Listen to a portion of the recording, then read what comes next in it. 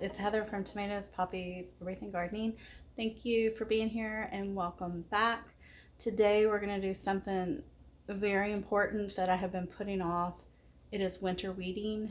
There are a lot of winter weeds here in Central Virginia that would just blow your mind. They have no enemies out there at all, and they just keep growing and growing, multiplying.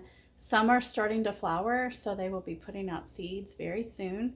So I want to take you with me today. We're going to go look in the garden, and I'm going to show you the weeds, give you the common name, and we're going to pull them and get ready for summer and spring.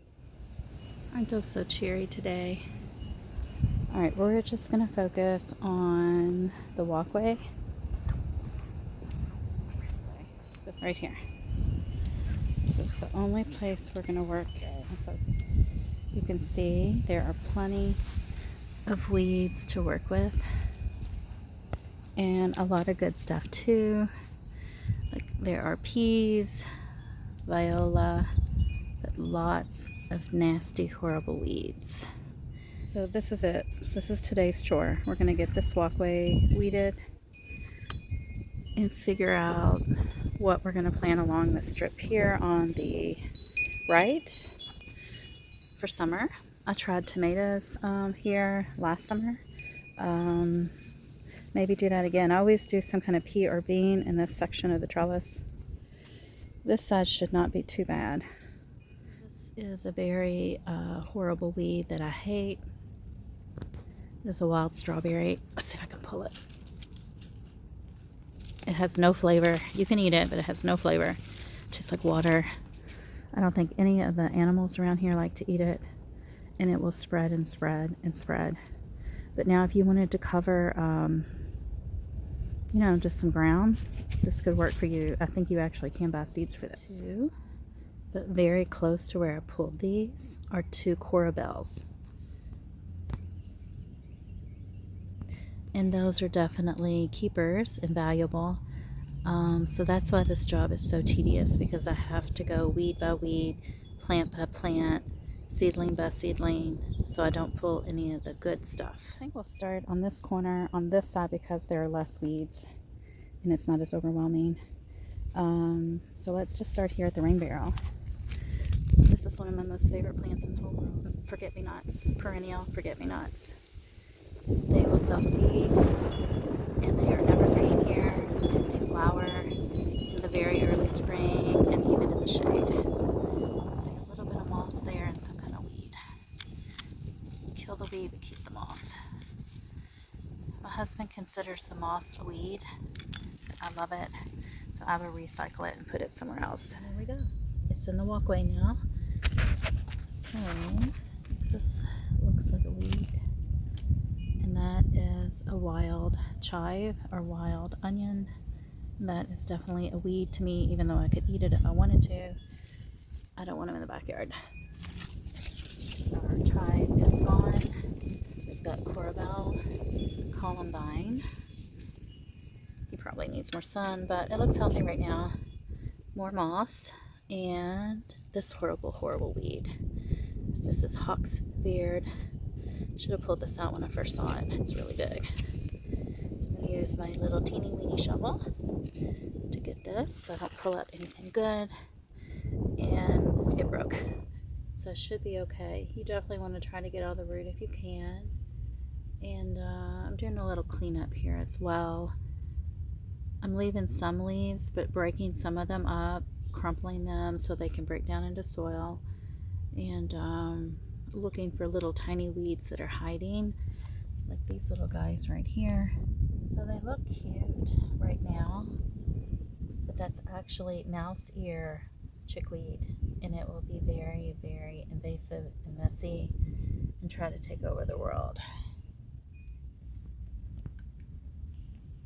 So we have several bittercress here together, and one forget-me-not. We'll save that.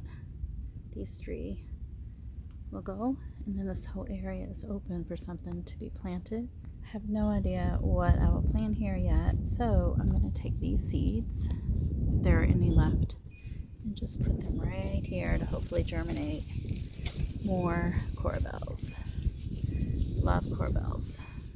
It's a wonderful shade plant, perennial, evergreen here in zone 7 and 8.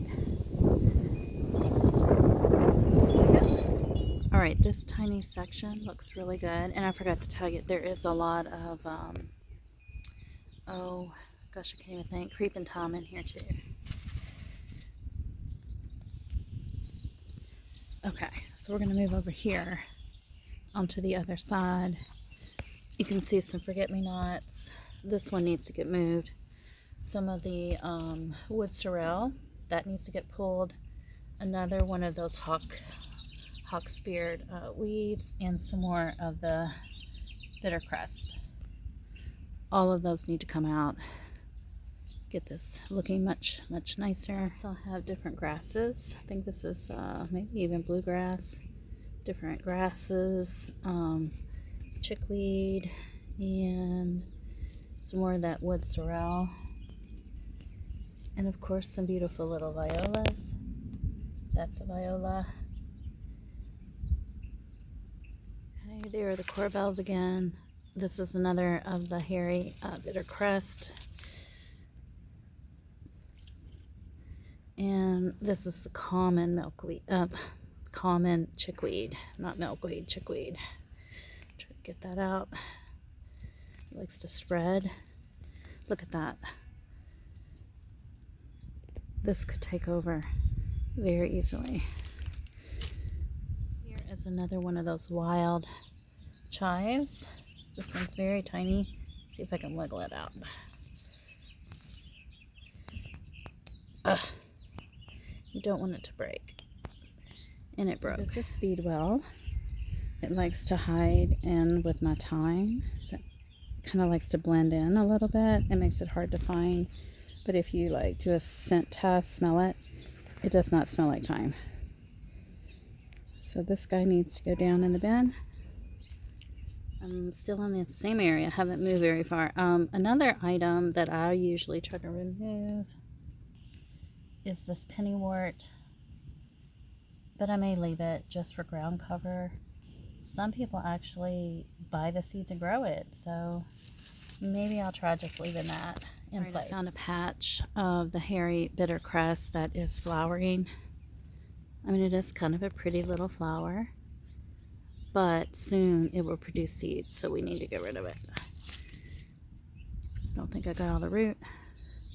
There's another one, smaller, but it's got flowers. This one, I got all the root. Then you've got a lot of chickweed back here that we need to get as well. One of the best things you can do is have something always covering the soil. You don't want to leave it bare. So I'm letting all of the moss grow. I will not remove it. And I've tried to grow creeping thyme in this area. It didn't do too well. I am coming up with different ideas. I have tried micro clover.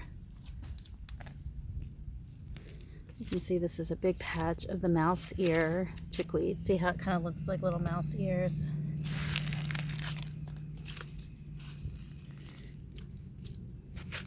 Alright guys, let's go look.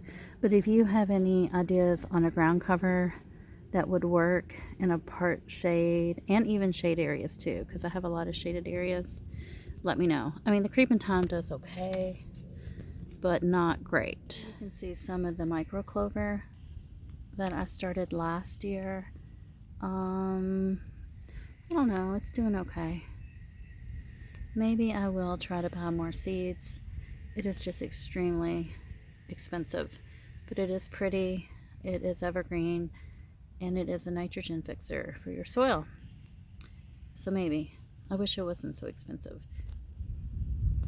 Alright guys, this could take hours. I'm not joking. I know you don't want to be with me that long today. So I think what I'm going to do is just walk around my yard and look for something we haven't seen yet in this area and point it out to you guys, and kind of make this a quicker video than what it's been so far. But I hope you've enjoyed looking at the weeds. And there are plenty, and lots of little babies starting to. Right, Tonto, you tired of mom weeding today?